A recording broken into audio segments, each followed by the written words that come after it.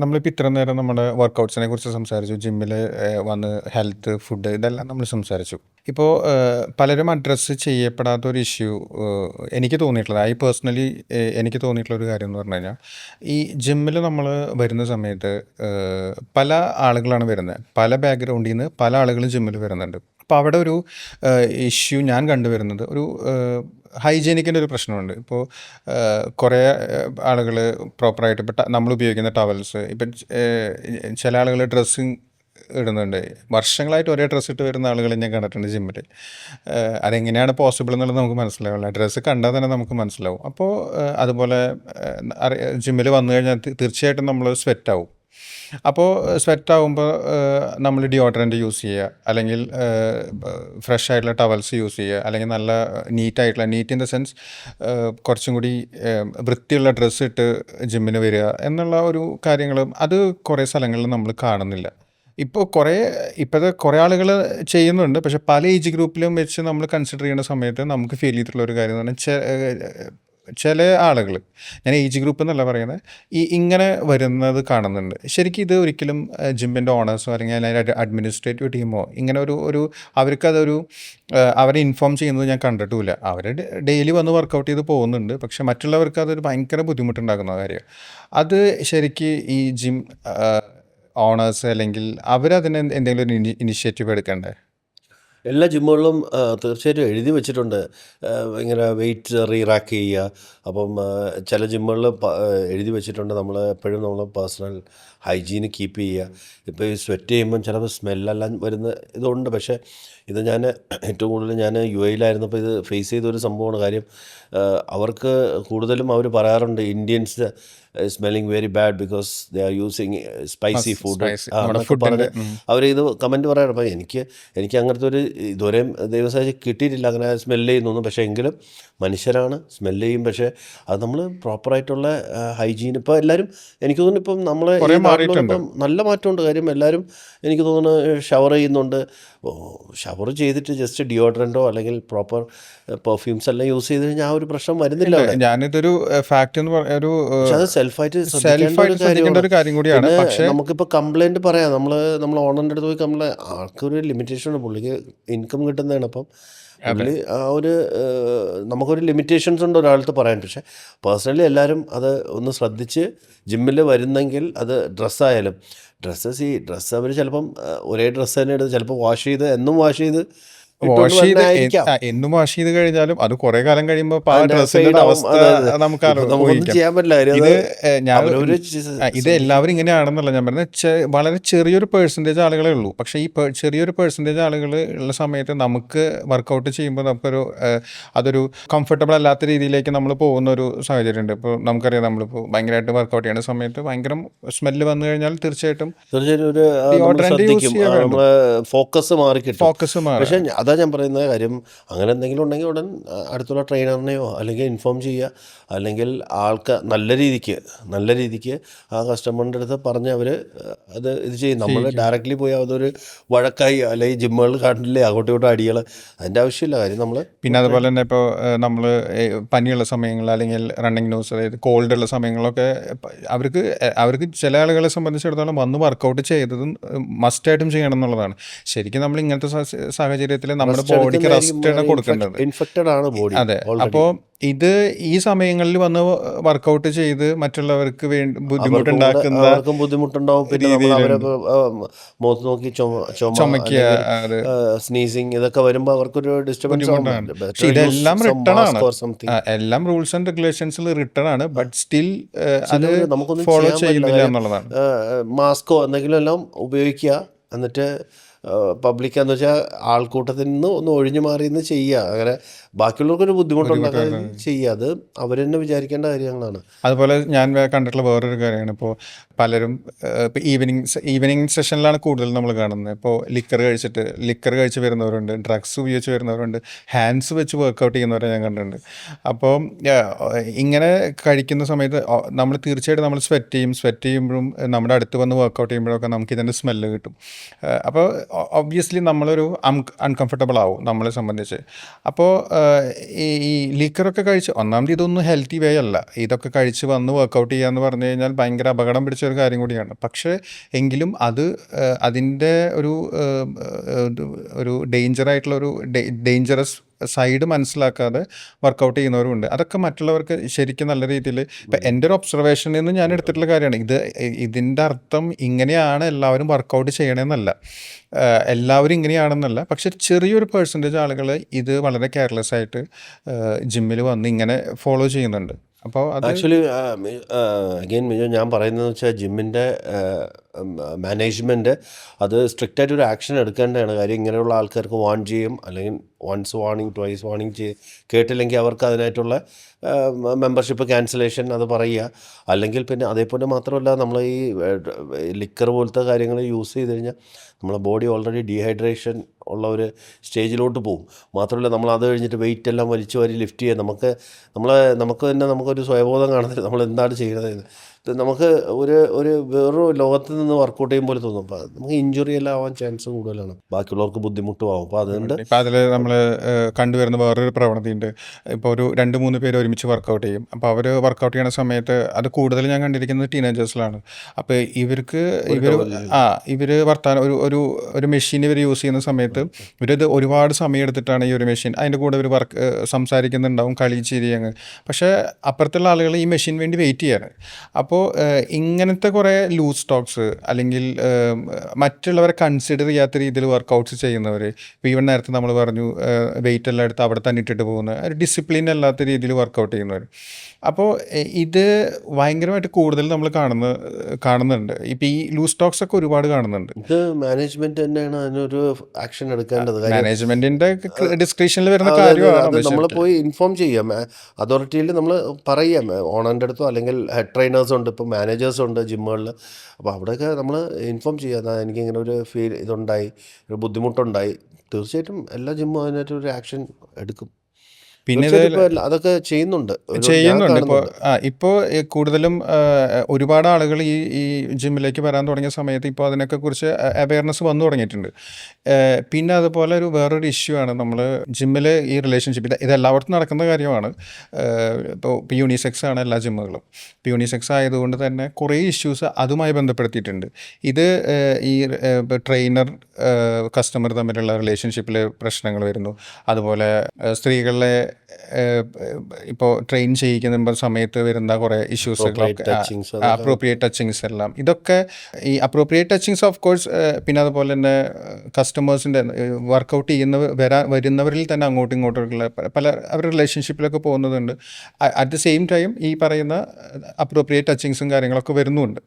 അപ്പോൾ ഇത് ഇപ്പോൾ ജിമ്മിൽ വളരെയധികം പ്രശ്നമാണ്. പക്ഷേ ഇത് നമ്മളുടെ ഒരു ടോപ്പിക്കല്ല ശരിക്കും. പക്ഷേ എങ്കിൽ കൂടിയും നമ്മൾ വർക്കൗട്ട് ചെയ്യുന്നവർ, ഇപ്പോൾ 2 വ്യക്തികൾ ഒരു കോർണറിൽ അല്ലെങ്കിൽ ഒരു മെഷീൻ്റെ മുകളിൽ പോയിരുന്നിട്ട് അവർ വർത്താനം പറയുക അല്ലെങ്കിൽ അങ്ങനെ ചെയ്യുന്ന സമയത്ത് ആക്ച്വലി എനിക്ക് തോന്നിയിട്ടുള്ളൊരു കാര്യം, നമുക്ക് അങ്ങോട്ട് പോകാനുള്ളൊരു മടി ഉണ്ടാവും. ആ ഒരു ഏരിയയിലേക്ക് നമുക്ക് ആ ഒരു മെഷീൻ നമുക്ക് ഉപയോഗിക്കണം, നെക്സ്റ്റ് ഞാൻ ഉപയോഗിക്കേണ്ട മെഷീൻ അതാണെന്നുണ്ടെങ്കിൽ അവരവിടെ നിന്ന് വർത്താനം പറയുന്ന സമയത്ത് I personally don't prefer to go there എന്നുള്ളതാണ്. അപ്പോൾ ഇനി ഞാൻ അവിടെ പോയി കഴിഞ്ഞാൽ അവർക്ക് എന്താണ് ഫീൽ ചെയ്യുക എന്ന് വിചാരിച്ചിട്ട് അങ്ങനെയൊക്കെ നമ്മൾ വർക്കൗട്ട് ചെയ്യുന്നവരെ കൂടെ ബുദ്ധിമുട്ടിലാക്കുന്ന കുറേ സിനാരിയോസ് ഉണ്ട്.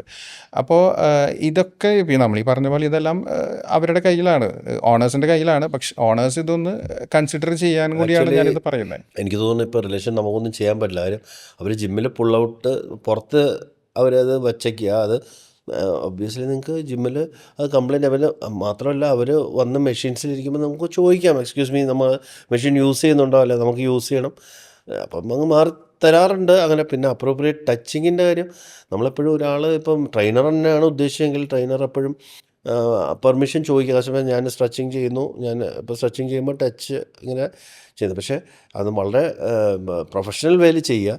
അപ്പോൾ അതിനെ വേറെ രീതിക്ക് ചെയ്താൽ അത് തീർച്ചയായിട്ടും കംപ്ലൈൻ്റ് ആവും. നിങ്ങൾ തൃശ്ശൂർ എനിക്ക് തോന്നുന്നൊരു 3 മാസം കുറച്ച് മാസങ്ങൾക്ക് മുന്നേ ഒരു ഇഷ്യൂ വന്നു, ഒരു കേസ് വന്നിട്ടുണ്ട്. ആ കേസ് വന്ന സമയത്ത് തന്നെ പല ജിമ്മുകളും മോണിറ്റേർഡ് ആയിരുന്നു.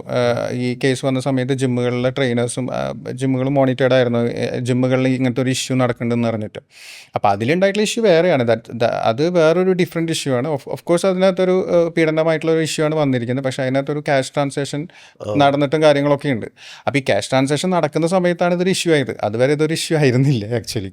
അപ്പോൾ ഇത് രണ്ടുപേര് കൺസെൻറ്റോട് കൂടി ചെയ്തൊരു കാര്യം ക്യാഷ് ട്രാൻസാക്ഷനിലേക്ക് വന്ന സമയത്ത് ഒരു ഇഷ്യൂ ആയിട്ട് മാറി.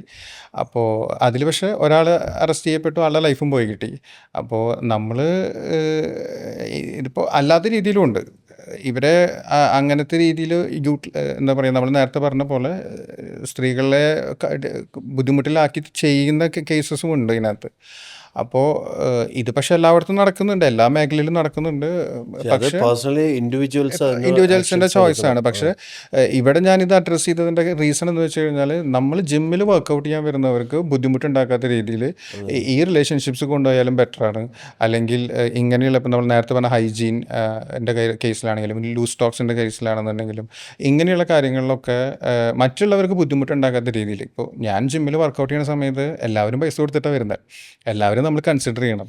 ഇപ്പോൾ ഓരോ വ്യക്തികൾക്ക് ഓരോ മെഷീൻ നമുക്ക് മേടിച്ച് വയ്ക്കാൻ പറ്റില്ലല്ലോ. അത് കറക്റ്റാണ് മിച്ചു. നമ്മൾ അത് യഥാർത്ഥത്തിൽ അത് മാനേജ്മെൻറ്റാണ് അതിൻ്റെ ഒരു ഇത് എടുക്കേണ്ടത്. മാനേജ്മെന്റിന്റെ ഞാൻ അഡ്രസ് ചെയ്യുന്നത് അവർക്ക് പറയുക അവർ ആക്ഷൻ എടുക്കുന്നില്ല, ഇനി ഒന്നും ചെയ്യുന്നില്ല, അവർ ആക്ഷൻ എടുക്കുന്നില്ല. ഏറ്റവും ഞാൻ എൻ്റെ ഒരു സജഷൻ പറയണം, മിജോ ജിമ്മ് അതേ ഉള്ളൂ നമുക്ക് ചെയ്യാനുള്ളത്. മിജോയ്ക്ക് ഡിസ്റ്റർബൻസ് ആണ്. ഇപ്പം നോർമലി ജിംസിൽ പാർട്ട്നേഴ്സ് ഒന്ന് ട്രെയിൻ ചെയ്യാറുണ്ട്, ഹസ്ബൻഡ് വൈഫ്സ് ഒന്ന് ട്രെയിൻ ചെയ്യാറുണ്ട്. ഞാൻ ഇതൊന്നും കാണുന്നില്ല. പക്ഷേ അവർ നമ്മളതിൽ ശ്രദ്ധിക്കാതിരുന്നാൽ മതി.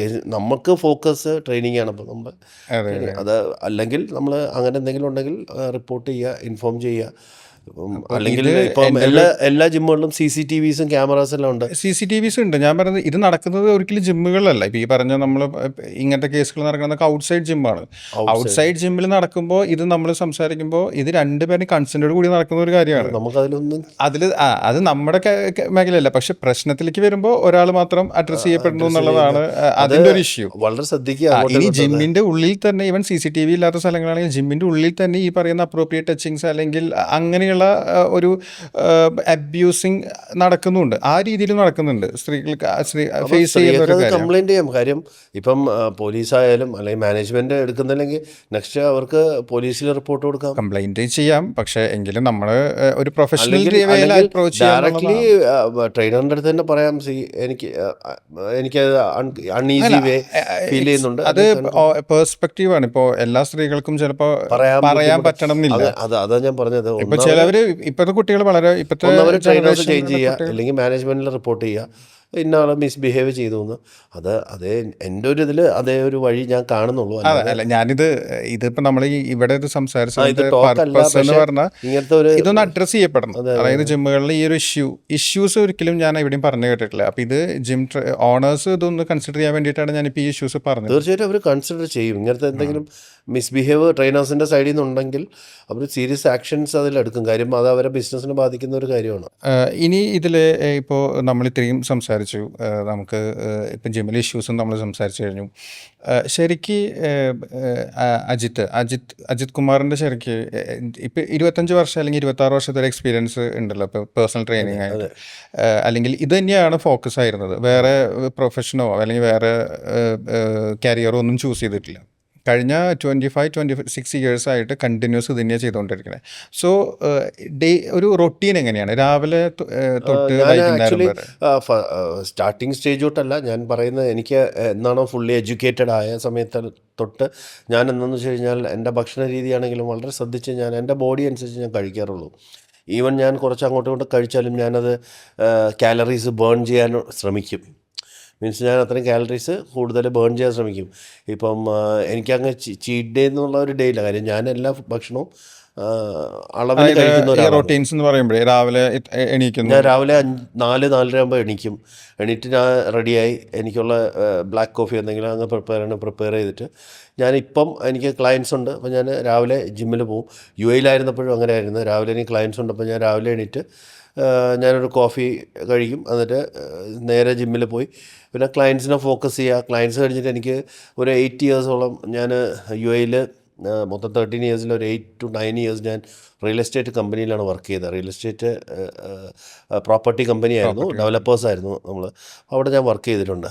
ഈവൻ അവിടെ വർക്ക് ചെയ്യുമ്പോഴും ഞാൻ അവിടുത്തെ ക്ലയൻറ്റ് ഓണേഴ്സിനെല്ലാം ട്രെയിനിങ് അതെൻ്റെ ഒരു പാഷനായിരുന്നു. കാര്യം ഞാൻ സ്റ്റാർട്ട് ചെയ്ത യഥാർത്ഥത്തിലും പേയ്മെൻറ്റോ ഇതൊന്നുമല്ല, എൻ്റെ ഒരു പാഷന് വേണ്ടി ഞാൻ സ്റ്റാർട്ട് ചെയ്തത്.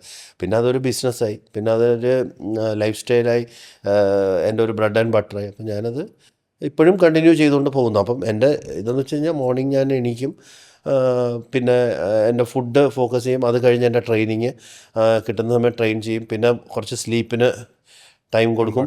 അത് കഴിഞ്ഞ് വീണ്ടും ഞാൻ ഈവനിങ്ങിൽ ക്ലയൻസ് ഉണ്ടെങ്കിൽ ക്ലയൻസിൻ്റെ അടുത്ത് പോകും, ഇല്ലെങ്കിൽ എൻ്റെ പേഴ്സണലായിട്ട് ഒരു വാക്കിങ്ങോ എന്തെങ്കിലും. ഈ ക്ലയൻസ് എന്ന് പറയുമ്പോൾ ക്ലയൻസ് പ്രിഫർ ചെയ്യുന്ന ജിമ്മിലേക്കാണോ ട്രെയിനിങ്ങിന് പോകണേ, അതൊരു ജിമ്മിൽ നിന്ന് ക്ലയൻസ് അവിടെ അത് നമ്മൾ ഡിസ്കസ് ചെയ്യും. ക്ലയൻസിന് ചോദിക്കും ഇന്ന ജിമ്മിൽ പോകാമോ. അതൊരു ഫ്രീലാൻസ് പോലെയാണോ അതെ ചെയ്യുന്നത്? അതെ, ഞാൻ ഫ്രീലാൻസ് ആണ് ചെയ്യുന്നത്. അപ്പോൾ ഞാൻ ജിമ്മിൽ ചോദിക്കും, ഞാൻ ഇന്ന ജിമ്മിൽ നമുക്ക് പോകാമോ, ട്രെയിൻ ചെയ്യാമോ, നിങ്ങൾക്ക് കംഫർട്ടബിൾ ആണോ, അല്ലെങ്കിൽ നിങ്ങളുടെ ജിമ്മ് ഏതാണ് കംഫർട്ടബിൾ, എനിക്ക് ഈ ജിമ്മ് കംഫർട്ടബിൾ. അപ്പോൾ എനിക്ക് പറ്റും, അവർക്ക് രണ്ടുപേർക്കും എഗ്രി ചെയ്താണ് നമ്മളൊരു ജിമ്മിൽ പോകുന്നത്. ഞാൻ ഒരിക്കലും ഒരാളെ ഫോഴ്സ് ചെയ്ത് ഇന്ന ജിമ്മിൽ തന്നെ ചെയ്യണം എന്ന് പറയാറില്ല. പക്ഷേ നിങ്ങൾക്ക് ഏത് ജിമ്മിലാണോ ഇഷ്ടം, അതെനിക്ക് കൺവീനിയൻ്റ് ആണെങ്കിൽ ഞാൻ അവിടെ വന്ന് ചെയ്യും. അപ്പോൾ ഇതിൽ എൻ്റെ ഒരു ലാസ്റ്റ് ക്വസ്റ്റ്യനാണ്, നമ്മൾ ഈ ക്വസ്റ്റ്യനോട് കൂടി ഇവിടെ തീർക്കുക. ഇപ്പോൾ ഞാൻ കൂടുതൽ കാണുന്നതും എൻ്റെ ക്ലയൻസ് എല്ലാം ബിസിനസ്സുകാരാണ്.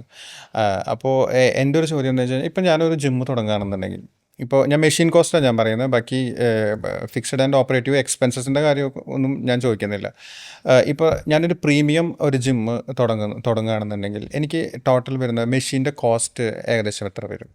ഈ പ്രീമിയം ജിമ്മിൽ തന്നെ ഇപ്പം ഒരു ഇൻ്റർനാഷണൽ ബ്രാൻഡ് പോലെ നിൽക്കുന്ന ജെറായി ഫിറ്റ്നസ് ഉണ്ട്, പ്രീകോർ, ഹാമർ സ്ട്രെങ്ത്, ജിംലക്കോ. ഇതൊക്കെ എന്ന് വെച്ച് കഴിഞ്ഞാൽ കുറച്ച് എക്സ്പെൻസീവ് ആയിട്ടുള്ള പ്രീമിയം ജിമ്മ് തുടങ്ങാൻ.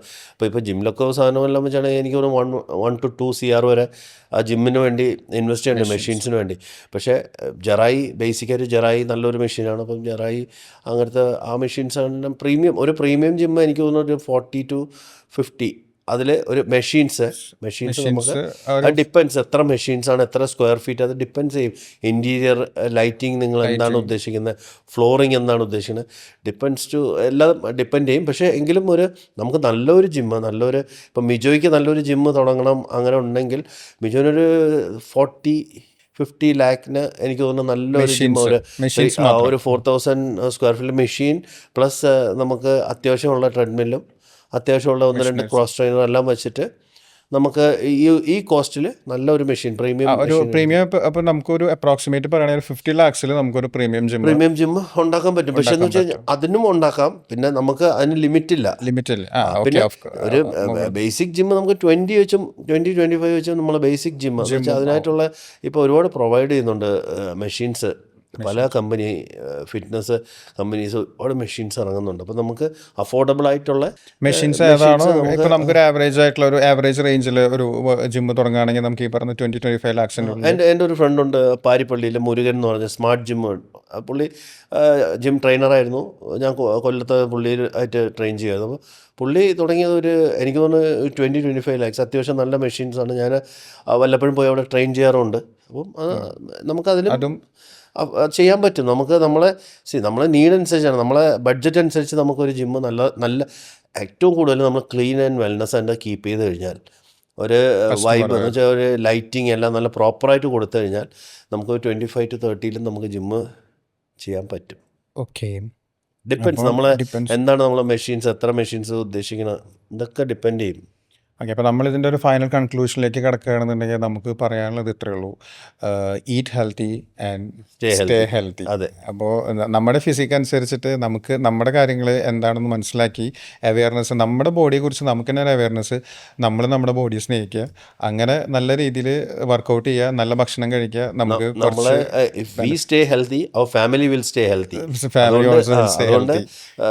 ഫസ്റ്റ് ഓഫ് ഓൾ നമ്മൾ ഒരു ഹെൽത്തി ആയിരുന്നാൽ മാത്രമേ നമ്മളെ ഫാമിലിയെ നമുക്ക് ഇത് അപ്പോൾ ചെയ്യാൻ എപ്പോഴും പറ്റുള്ളൂ. നമ്മൾ ഇമ്പോർട്ടൻസ് കൊടുക്കുക നമ്മളുടെ ഹെൽത്തിന് ഭക്ഷണത്തെ എപ്പോഴും കാര്യത്തിലും. ഇമ്പോർട്ടൻസ് ഹെൽത്ത് കൊടുക്കുക. വളരെ ഇമ്പോർട്ടൻ്റ് ആണ്.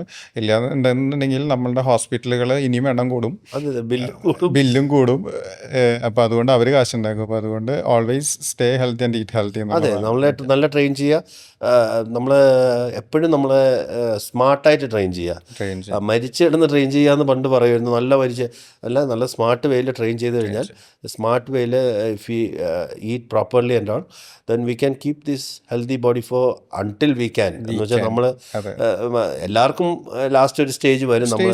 പക്ഷെ അല്ല, അതുവരെ ഇതിന്റെ ഒക്കെ അർത്ഥം നമുക്ക് അസുഖങ്ങൾ വരില്ല എന്നല്ല, പക്ഷെ നമ്മളെ ലൈഫ് സ്റ്റൈൽ ഡിസീസ് നമ്മൾ മാക്സിമം ലൈഫ് കുറയ്ക്കുക സ്റ്റൈൽ എന്നുള്ളത് ഡിസീസ് മാത്രമേ and last decades we will be healthy. Healthy we can do our things. നമുക്ക് തന്നെ ചെയ്യാൻ സാധിക്കുന്ന ഒരു ഹെൽത്ത് നമുക്ക് ഉണ്ടായിരിക്കും. അപ്പോൾ അതുകൊണ്ട് ആ ഒരു സ്ട്രെങ്ത് ട്രെയിനിങ് ഞാൻ പറഞ്ഞത് ആ ഒരു നമ്മൾ ഇത് പറഞ്ഞു. നമ്മുടെ ഇന്നത്തെ വീഡിയോ എല്ലാവർക്കും ഇഷ്ടപ്പെട്ടെന്ന് വിചാരിക്കുന്നു. ഒരു തോട്ടോട് കൂടിയിട്ട്, ഒരു കോട്ടോട് കൂടിയിട്ട് ഞാൻ ഈ വീഡിയോ വൈൻഡപ്പ് ചെയ്യാണ്. അതായത് നമ്മൾ തോൽക്കാൻ തയ്യാറായി കഴിഞ്ഞാൽ നമ്മൾ മരണം വരെ തോറ്റു കൊടുക്കേണ്ടി വരും. പിന്തിരിഞ്ഞോടാൻ തുടങ്ങിക്കഴിഞ്ഞാൽ ജീവിതകാലം മുഴുവൻ നമ്മൾ പിന്തിരിഞ്ഞോടേണ്ടി വരും. അപ്പോൾ അതുകൊണ്ട് നമ്മുടെ ജീവിതം നമ്മൾ തീരുമാനിക്കുക, എന്നാൽ നമുക്ക് അന്തസ്സോടെ ജീവിക്കാം. അപ്പോൾ ഈ ഒരു തോട്ട് നിങ്ങളിലേക്ക് തന്ന് നമ്മളുടെ ഇന്നത്തെ വീഡിയോ വൈൻഡപ്പ് ചെയ്യാണ്. അടുത്തൊരു ഗസ്റ്റുമായി, അടുത്തൊരു സബ്ജക്റ്റുമായി വീണ്ടും കാണുന്നത് വരെ this is Mijo signing off.